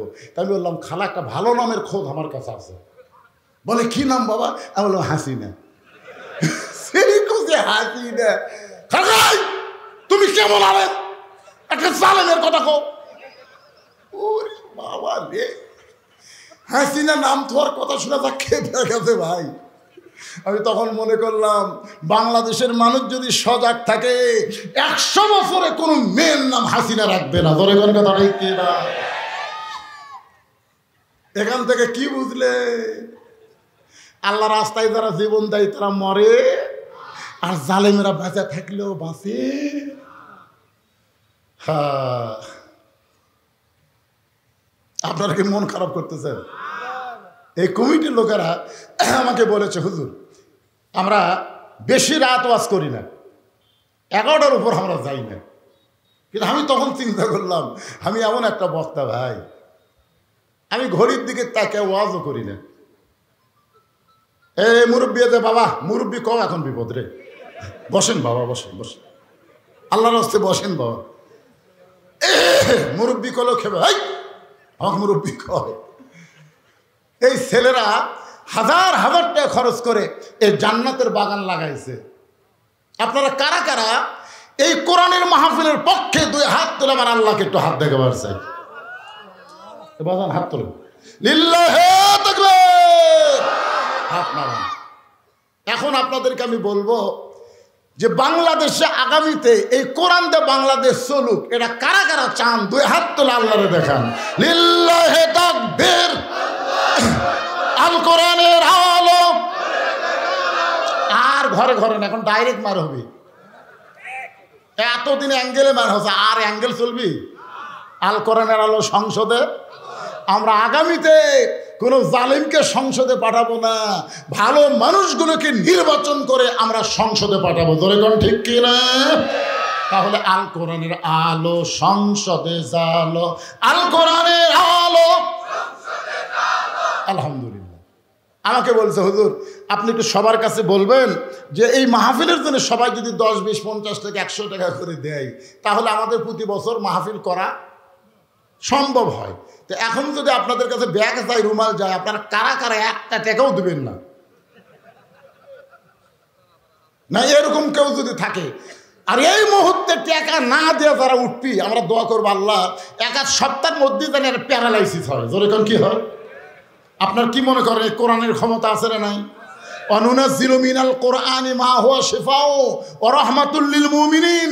আমরা দোয়া করব আল্লাহ এই কোরআনের মাহফিলে 10 টাকা 20 টাকা দেওয়া হলেও তারা সহযোগিতা করবে, 1 বছর যেন ডাক্তারের কাছে যাওয়া না লাগে। এই জন্য কারা কারা দিবেন আল্লাহকে একটু হাত দেখেন তো দেখি। যারা দিবেন, যা পারেন, 10 পারেন, 5 পারেন, 20 পারেন, লিল্লাহি তাকবীর। এ ব্যাগেলারা কোথায় রে? ব্যাগেলা হাত তোলো। কয়টা আছে? কোন দিকে সেট করা আছে? বাম সাইড, এই সাইডে। আচ্ছা তোমরা ঢুকে যাও, বাজান ঢুকে যাও। আর আপনারা পকেট থেকে বার করেন 10, 20, 50, 100 যে যা পারবেন আল্লাহর রাস্তায় আপনারা দান করবেন। এই মুহূর্তে ওটা বাদ দিয়ে একটু জিকির করেন, কেউ উঠবেন না। লা ইলাহা ইল্লাল্লাহ।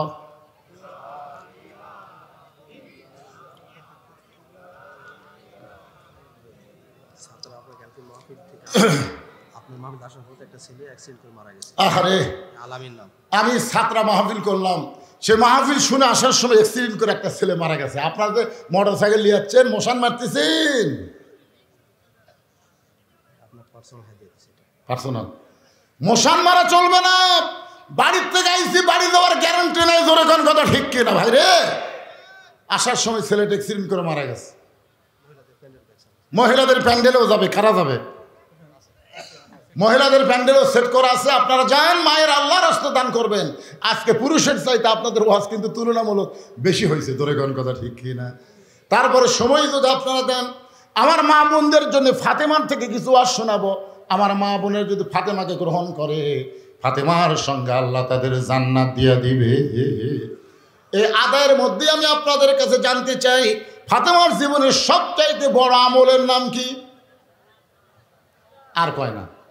ফাতেমার জীবনের সবচাইতে বড় আমলের নাম হলো পর্দা। এই মাঝখানে ওঠা বসা শুরু করলেন কেন? আরে আপনারা উঠবেন কেন? আপনারা কি মনে করছেন এটা সারা রাতের মাহফিল? দেন সবাই ব্যাগের মধ্যে দেন 10, 20, 50, 100। মুরব্বী 2 জন বসে আছেন, আপনারা দিচ্ছেন বাদাম? আপনারা দিচ্ছেন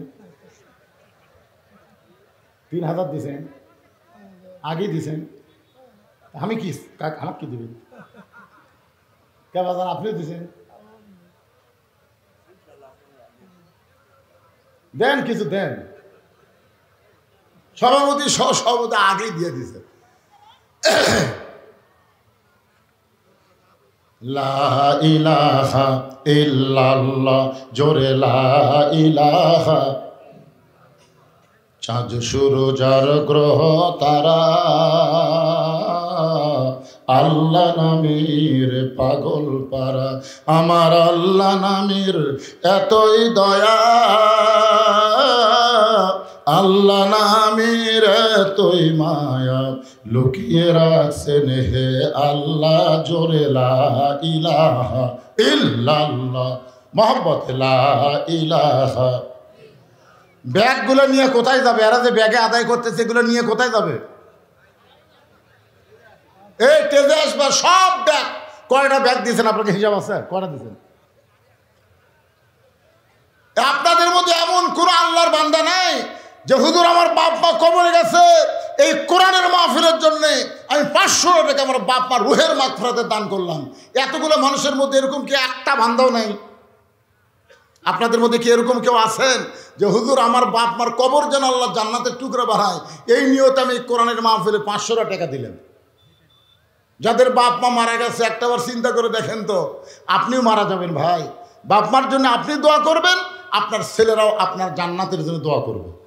আপনি যদি না করেন খালি খালি তো আর কাম হবে না। এই জন্যে আপনাদের মধ্যে কোনো একজন আল্লাহর বান্দা যদি থাকে, আমি দোয়া করে দেবো আল্লাহ আবু বকর রাদিয়াল্লাহর সঙ্গে যেন আল্লাহ তাকে জান্নাত দেয়। 500 টাকা দেবেন। মাশাআল্লাহ, একজন আল্লাহর বান্দা হয়ে গেছে। লিল্লাহি তাকবীর। ওই যে পিছনে আরেকজন, আসো বাবা, আসো আসো আসো। কত আছে?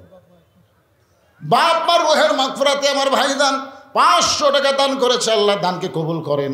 আল্লাহ নেক নিয়ত নেক আশা পুরা করেন। আল্লাহুম্মা আমিন। আল্লাহ আরেকজন তোমার বান্দা বাপ মার কথা মনে করে 500 টাকা দান করেছে। আল্লাহ বাপ মার কবরকে জান্নাতের টুকরা বানায় দেন।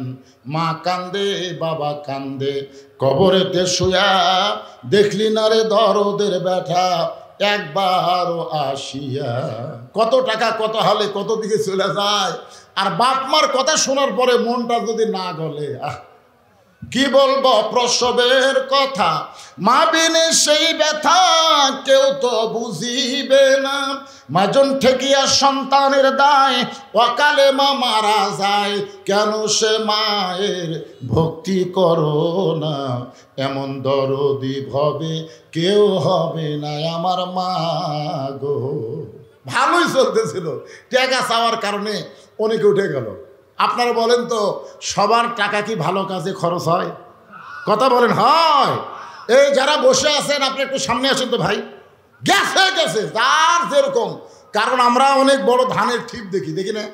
আপনারা কি কন, ধানের পালা কন না ঠিপ কন? সব ধান এক জায়গায় নিয়ে জড়ো করে সবাই বলে অনেক ধান অনেক ধান। একজন বলতে সব ধান না রে, এর মধ্যে পাতানো আছে, চিটাও আছে। চিটা পাতান কেমনে বুঝবো? হিঙ্গা বড় একটা ফ্যান নিয়ে আসে চালু কর। ফ্যানটা চালু করছে, এরকম ধান যখন তোলে তখন চিটা পাতানকে ঠিপের মধ্যে থাকে না, উড়ে যায়, উড়ে যায়। এখানে চিটা পাতান মার্কা যারা আদায়ের কথা শুনেই উড়ে গেছে, তার মানে বোঝা গেল এরা খালি শুনবার আর আবু জেহেলের মতন, আবু বকরের মতন গ্রহণ করতে চায়নি। যাবেন কেন? আমার আলোচনা কি শেষ? আজকের শেষটা কি? আর দও মুখলিবাত। আপনি জানেন আগামীকাল পর্যন্ত বাঁচার গ্যারান্টি নাও থাকতে পারে। আজকের মাহফিল জীবনের শেষ মাহফিল হতে পারে। আজকের মোনাজাত জীবনের শেষ মোনাজাত হতে পারে। জোরে কোন ঠিক কিনা? যাবেন কেন? এইটুকু ধৈর্য যদি আপনাদের না থাকে তাহলে এত বড় মাহফিল এরা কেমনে করবে? এই ব্যাগগুলো সব টেজে নিয়ে আসো। এখন আসেনি, একটা ব্যাগও আসেনি। কে আদায় করে ব্যাগ কোন দিয়ে গেল রে? হ্যাঁ, ব্যাগ ফুটি যাবে। আচ্ছা, সেটা বলবেন তো আমাকে, আমি তো টাকা আছি, ব্যাগ আসে না। যাই হোক, মাহফিলের সেক্রেটারি ওটা নিয়ন্ত্রণ করতেছে, অসুবিধা নেই, জাগা মতো গেলি হলো। আর একজন আল্লাহর বান্দা 500 টাকা কোরআনের জন্য দান করছে। আল্লাহ দানকে কবুল করে বাপ মার কবরকে জান্নাতের টুকরা বানায় দেন, জোরে কর আমিন। আমি 2 জন সভাপতি সহসভাপতিকে বললাম, ওরা বলতেছে হুজুর আমরা আগেই দিছি। তারপর আমার ভাইজান আবার কোরআনের জন্য 500 টাকা দিছে। ও ভাইয়ের পকেটে টাকাই নাই, নাই টাকা থাকলে তো ডাক্তার খাবি রে পাগলা, ও আনেননি। ও আচ্ছা ঠিক আছে।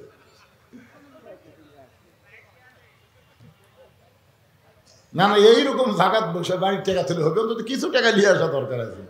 যাক আলহামদুলিল্লাহ, আনে না, দিছেও নি, না দিলেও পরে দিবে, সমস্যা নেই। মহব্বতে জিকির হবে লা ইলাহা ইল্লাল্লাহ, লা ইলাহা ইল্লাল্লাহ, লা ইলাহা ইল্লাল্লাহু মুহাম্মাদুর রাসূলুল্লাহ সাল্লাল্লাহু আলাইহি ওয়াসাল্লাম। রাসূল বলেন, সাহাবীরা রে, তোমরা যখন শহীদায় ছিলাম ওই সময় হোসাইন এসে আমার পিঠে চড়ে বসেছে। আমি হোসেনকে পিঠ থেকে নামাবার চাই, কিন্তু নামাজের মালিক আল্লাহ ডাক দেবে, বলে হাবিব গো আপনি নামাবেন না, হোসেন যতক্ষণ পিঠে থাকবে আপনাকে সেজদার মধ্যেই থাকতে হবে। হোসেন যখন পিঠ থেকে নামা যায় আমি তখন সেজদা থেকে মাথা তুলি। ওমর ফারুক বুঝবার পারছে যে হোসেন নবীর পিঠে চড়ে বসলে আল্লাহ না চাইলে নবী নামাবার পারে না। সেই হোসেনকে মেয়েটা পছন্দ করেছে। আমার আব্দুল্লাহর কাছে হোসেনকে রাখা যাবে না, হোসেনের কাছে আব্দুল্লাহ থাকতে পারবে না। পারবে? জুমার দিন সব মুসল্লি মসজিদের মধ্যে, আর আব্দুল্লাহর হোসেন খেলাধুলা করতেছে। আব্দুল্লাহ আর হোসেন খেলাধুলা করতেছে। হোসেনের হাতে একটা কলম ছিল, যেরকম কি ছিল, কলমটা ফেলে দেখে আব্দুল্লাহ কলমটা দিত। আব্দুল্লাহ কলম এনে হোসেনকে দেয়, আবার ফেলে দেয়। আব্দুল্লাহ কলমটা আমাকে দে। আব্দুল্লাহ দৌড়ে গিয়ে কলম এনে হোসেনকে দেয়, আবার ফেলে দেয়।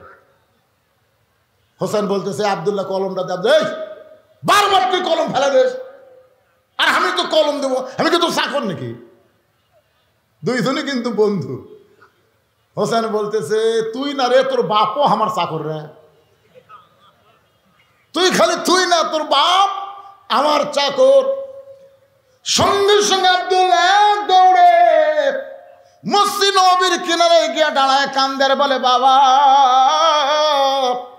হোসাইন আমাকে চাকর বলেছে, এমনকি আপনাকেও চাকর বলেছে।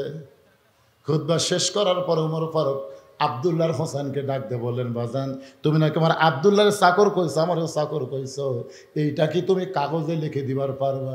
এইটা কি তুমি লিখে দিবার পারবা? হোসেন বলতেছে যেইটা মুখে বলেছি সেইটা লিখে দেওয়া তোমার কোনো আপত্তি নাই।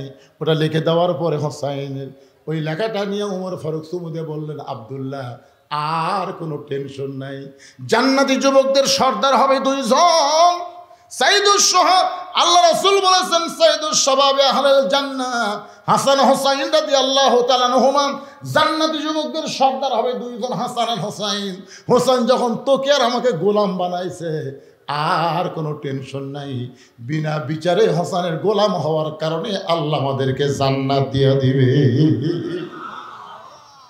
তাহলে আব্দুল্লাহ ভালো না হোসেন ভালো? এইটা ওমরের কাছে যখন শুনবার চাইছে, ওমর ফারুক বলতেছে মা আমার আব্দুল্লাহর চাইতে তোমার হোসেন, পছন্দ করা হোসেন কোটি কোটি গুণ ভালো। মেয়েটা বলতেছে হোসেনের মতন ভালো ছেলে থাকতে আপনার আব্দুল্লাহর সঙ্গে বিয়া বসব। যে সমস্ত মায়েদের এখনো বিয়া হয় নাই, আমি তাদের জন্য নসিহত করতেছি, মা সামনে আসছে শুভ দিন, চিন্তা ভাবনা করে নিন। আপনারা কার সাথে বিয়ে বসবেন? টুপিওয়ালা দাড়িওয়ালা দেখলে খারাপ লাগে? সম্পর্কে আমার খালাতো বোন আমারে কয়, ভাইজান আমার স্বামী শাকিব খানের মতন সুন্দর। স্বামীকে নিয়ে যখন বাইরে যাই রাস্তার মেয়েরা খালি কুত্তের মতন তাকা থাকে আমার স্বামীর দিকে, আমার খুবই খারাপ লাগে ভাই। এমন কোনো দোয়া আছে যে দোয়া আমল করলে আমার স্বামীর দিকে আর কোনো মেয়ে মানুষ তাকাবে না? আমি বললাম আমল কিছুই না, তোমার স্বামীকে চাচা বানাও। যেই কইছি চাচা বানাও, আমার খালাতো বোন বলে হুজুর আপনার কাছে দোয়া চাইলাম, আমার স্বামী চাচা কিভাবে এটা বলা যায়? বলবার করি তো, বানাবার করছি। তোমাকে কি চাচা বলবার করছি? ঠিক মতো মোবাইলের শব্দটা শুনবে, চাচা বানাও। কিভাবে চাচা বানাবো? বলে হাত পাও ধরে আর দাড়ি থোয়ার ব্যবস্থা করো। একে স্বামীর পাও তেল দিয়ে হাত পাও ধরে দাড়ি থোয়ার ব্যবস্থা করছে। এখন দাড়ি 4 আঙ্গুল হয়ে গেছে। ওই এখন স্বামীর না তখন বাইরে যায়, একটা মেয়ে মানুষ আর স্বামীর দিকে তাকায় না। কেউ তাকায় বলে চাচা আসসালাম আলাইকুম। কি ভাবতেছেন মায়েরা, কি ভাবতেছেন? নিজের স্বামীকে যদি নিজের জন্য রিজার্ভ করবার চান, তাহলে দাড়ি টুপিওয়ালারা কখন খারাপ হতে পারে না। জোরে করে কথা ঠিক কি না? প্রত্যেকটা মেয়েরাই বিয়ে করবি নায়ক, আর বিয়ের পরে আলেমের মতন স্বামীর ভালোবাসা চাবে, এটা কখনোই সম্ভব না। আপনারা বলেন তো, নায়ক যারা সবচেয়ে সুন্দর যারা, এগুলো চরিত্রের কোনো গ্যারান্টি আছে? এদের শাকিব খান। যে মেয়ে মানুষ চিকন হয় ওর কাছে যায়, ওই যে কি মন্ত্র জানে, মোটা বানায়। আর মামুনুল হক বিবাহ করেছে, বাতিল সরকার ধর্ষণের কেস দিয়ে তাকে জেলখানায় বন্দি করছে। তোর কথা ঠিক কিনা? অনুবীক্ষণ দিয়ে তদন্ত করে দেখে, ও বাবা রে, মামুনুল হক তো ধর্ষণ করা দূরের কথা, ওই মেয়েটাকে আগেই বিবাহ করেছে। একটা আলেম কোনোদিন কোনো মেয়েকে ধর্ষণ করতে পারে? জোরে কান কথা কন না কেন, পারে? আল্লাহ কোরআনে বলেছেন ইন্নামা ইয়াখশাল্লাহ মিন ইবাদিহিল উলামা। দেখবেন সমস্ত ছেলেরা ভালো হওয়ার চেষ্টা করবে। ভালো ছেলের 1 নম্বর গুণ হলো মহারণার টাকা নগদ দেওয়া লাগবে, ডিমান্ড নেওয়া যাবে, কথা কয় না। যারা মুরব্বী তারা বলতেছে না। এক লোক সারা জীবন ঘুষের চাকরি করতে, বুঝলেন, ঘুষের চাকরি করে এসে বুড়া বয়সে আল্লাহ বলতেছে, আল্লাহ আজ থেকে তওবা করলাম, আমি আর জীবনে কোনো দিন ঘুষ খাবো না। যখন চাকরি নাই তখন তওবা করতেছে, আমি আর জীবনেও ঘুষ খাবো না। আল্লাহ 2 কান্দের 2 ফেরেশতা কয়, কে রে শয়তান, তোর চাকরি আছে? চাকরি যতদিন ছিল ততদিন তুই ঘুষ বন্ধ তওবা করিসনি, আর এখন চাকরি গেছে তওবা করতেছিস। বুড়া মানুষ বলতেছে, আল্লাহ আর জীবনে আমি চুরি করবো না। আল্লাহ আল্লাহ কয়, তুই চুরি করবার দিলেও তার পারবো না, তুই নিজেই লড়া পারিস না, কেমনে চুরি করবি? আমি যুবকদেরকে বলতেছি, যারা এখনো বিয়ে করেনি তাদেরকে বলতেছি, আপনাকে বলতেছি, আবার বিয়ে করবেন? এখানে কি 10টা যুবক আছে এখন পর্যন্ত বিয়ে করেনি, বিয়েতে ডিমান্ড নেবে না, এরকম কোন যুবক আছে যে হাত তুলে বলবে হুজুর আমি বিবাহ করিনি, বিবাহে মহারণা নগদ দিব, ডিমান্ড নিব না? একটা যুবক দেখে হাত তোলেন তো দেখি। একেবারে হাত তুলছে খাটো করে, ও যে পিছনে খাড়া হতো দেখি, খাড়া হতো দেখি। দেখেন তোর চেহারা দেখে কি মনে হয়? এতক্ষণ পর্যন্ত যে ওয়াজ করছি মিল আছে না নাই? কতক্ষণ মিল আছে না নাই? একটা দাড়ি চাঁচা খাওয়ার পারলো।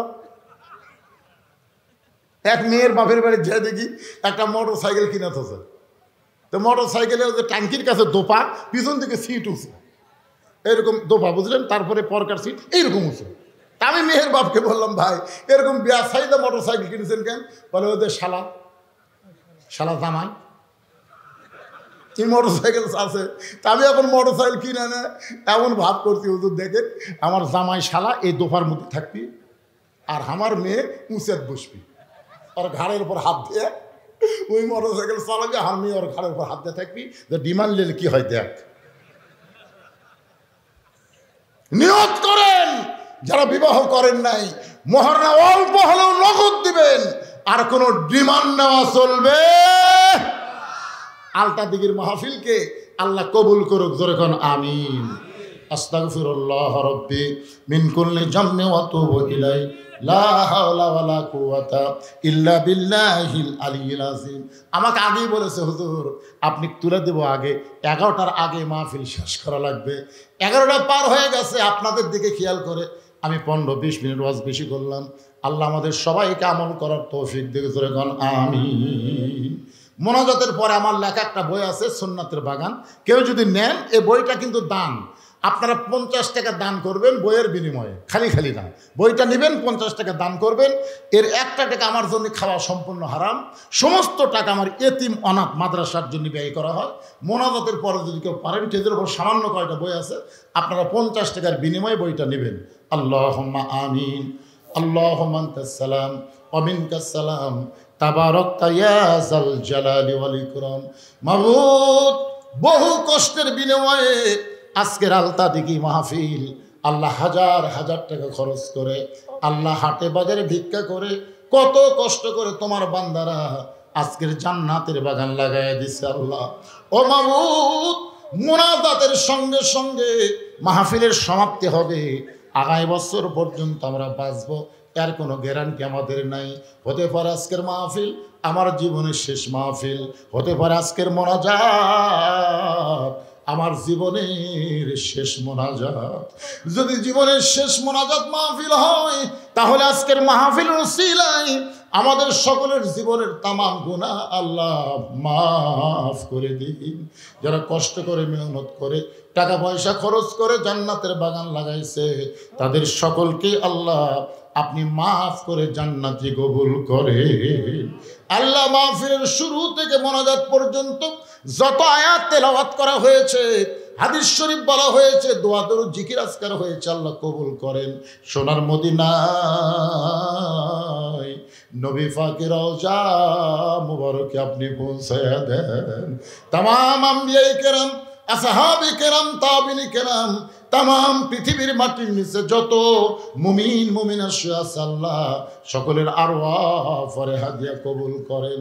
আমরা যারা হাত তুলেছি, আমাদের জনম দুঃখনী মা যাদের কবরে গেছে, ছোট্ট একটা শব্দ হলো মা। যাদের মা নাই তারা বুঝতেছে। কতদিন বউকে বলেছিলাম ওয়াজ করে বাড়ি আসবো, তুমি চেতন থেকো, কিন্তু কোনোদিন দেখলাম না আমার যাওয়ার অপেক্ষায় আমার বউটা চেতন আছে। আমার মা যখন দুনিয়াতে জীবিত ছিল, মায়ের ঘরের জানলার পাশে যখন হেঁটে যাইতাম, মামার জুতার শব্দে বুঝতে পারতো আমার কলিজা টুকরা ওয়াজ করে আইছে। মা যখন দরজা খুলে দিত, আমি বলতাম মা আমি আমার বইয়ের জন্য অপেক্ষা করতেছি, দরজা খুলবে, আর তোমারে তো আমি ডাক দেইনি, মা তুমি কেমনে দরজা খুললে? মা কান্দের বলে, পাগল রে, সন্তান বাহিরে গেলে মায়ের চোখের ঘুম ধরে না। এই দরদের মা, এই দরদের মা যাদের কবরে গেছে, আল্লাহ মেহেরবানি করে মায়ের কবরটাকে তুমি জান্নাত কবুল করো। বাবার বাড়ি ঘর সবই আছে রে, কিন্তু আমাদেরকে এতিম করে থুয়া বাবা চিরদিনের জন্য এতিম হইয়া কবরের ঘরে ঢুকছে। আল্লাহ আল্লাহ মেহেরবানি করে জনম দরদি বাবার কবরকে জান্নাতের টুকরা বানায় দাও।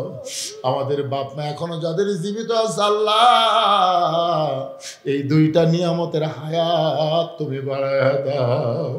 আল্লাহ আমাদের দাদা দাদি নানা নানি আত্মীয় স্বজন শ্বশুর শাশুড়ি যাদের কবরে গেছে, আল্লাহ কবরবাসীদের মাফ করে দাও। তোমার বান্দার দুই হাত তুলে আমিন আমিন করতেছে। আল্লাহ কে কোন নিয়তে হাত তুলেছে, আল্লাহ সকলের নেক নিয়ত নেক আশা তুমি কবুল করো। আজকের মাহফিলের সম্মানিত সভাপতিকে আল্লাহ তুমি কবুল করো, সহসভাপতি কবুল করো, এই মাহফিল কমিটিকে আল্লাহ তুমি কবুল করো। আল্লাহ এই মাহফিল কমিটির সভাপতি, সহসভাপতি, সেক্রেটারি, ক্যাশিয়ার, সদস্য যারা, তাদের সকলকে আল্লাহ জান্নাতি সদস্য হিসাবে কবুল করে নাও। প্রত্যেক বছর এমন করে জান্নাতের বাগান যেন একটা বার লাগাবার পারে, বছরে একবার, আল্লাহ এমন ইমানি শক্তিতে রেখে দান করে দাও।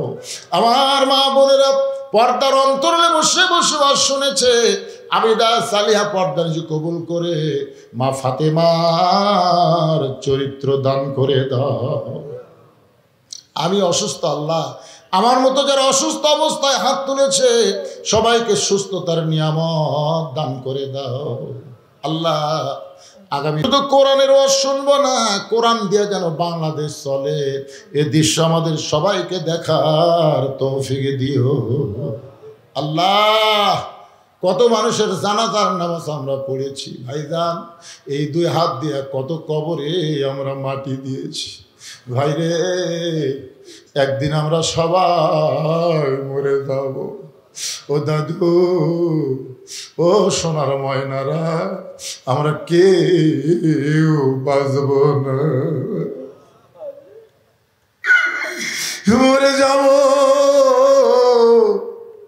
একদিন মসজিদের খাটনি আমাদের বাড়ির আঙ্গিনায় চলে আসবে। ও ভাই, বড়ই পাতা গরম পানির মধ্যে চুবাইয়া আমাদের সবাইকে গোসল করাইয়া দিবে। রঙিন কাপড় খসে, সাদা কাপড়ের কাপড় আমাদের চকলেটের মতন মোড়াইয়া ফেলবে। ওরে যাব আল্লাহ, আমরা কেউ থাকবো না দুনিয়ায়। মিশে হে মায়াই বন্দিরে থাইকা করলাম কত খেলা, পশ্চিমে তাকায়া দেখো তোমার হায়াতের ডুইবা গেছে বেলা। এক পলকের নাই ভরসা, এক পলকের নাই ভরসা, মিশে সকল আশা। কখন বুঝি দারুণ ঝড়ে ভাঙবে তোমার বাসা। আল্লাহর কাছে বলেন ভাইজান, যেদিন আমাদের মৃত্যু হবে দিনটা যেন জুমার দিন হয়, মাসটা যেন রমজান মাস হয়। ইমানের সাথে ইজ্জতের সাথে দুনিয়া থেকে বিদায় নেওয়ার কালে আমাদের জবানে তুমি জারি করে দিও মধুর বাণী, লা ইলাহা ইল্লাল্লাহু মুহাম্মাদুর রাসূলুল্লাহ সাল্লাল্লাহু আলাইহি ওয়াসাল্লাম। আসসালামু আলাইকুম ওয়া রাহমাতুল্লাহি ওয়া বারাকাতুহু।